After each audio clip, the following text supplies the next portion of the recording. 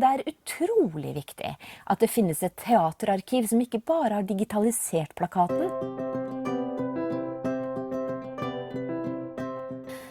Alle som forsker på historiske hendelser vet at det ikke går an å gå tilbake i tid for å gjenoppleve et helt bestemt øyeblikk. Der en kunsthistoriker kan studere et bilde på ny, og en litteraturviter kan lese et dikt om igjen, så kan ikke en teaterviter se den samme forestillingen om igjen. Det gjør at det estetiske undersøkelsesobjektet til en teaterviter er komplekst.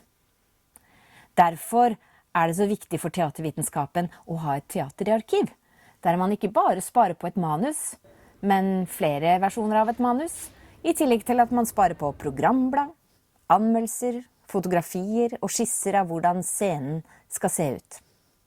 Eller som her, på plakater. Alt sammen utgjør det vi kan kalle paratekster.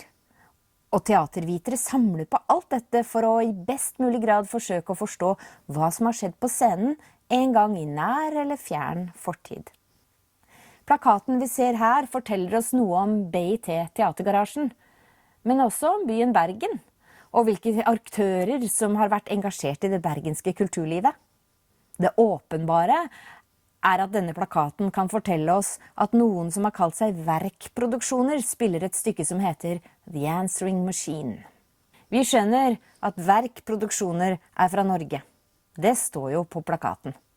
Men da kan vi jo allerede begynne å lure, hvorfor spiller de et stykke med titel på engelsk? Spiller de på engelsk, eller spiller de på norsk? Er det noe de selv har funnet på dette, eller har de tatt utgangspunkt i teksten til en dramatiker? Svarene finnes på plakaten, men du må vite hva du leter etter, og denne plakaten, eller parateksten, må selvsagt undersøkes sammen med andre tekster eller paratekster. I tillegg ser vi at plakaten har logoen til en rekke sponsorer, som Bergens Tidende, Hotell Augustin og Sparebanken Vest. Pluss at forestillingen er støttet av Norsk kulturråd og Fond for utøvende kunstnere, samt Norsk Forfattersentrum Vestland. Det er med andre ord noen som har investert økonomisk i denne forestillingen. I denne plakaten er det mye teaterhistorie skrevet inn, og når vi undersøker plakaten kan vi stadig finne ny informasjon om teaterhistorien.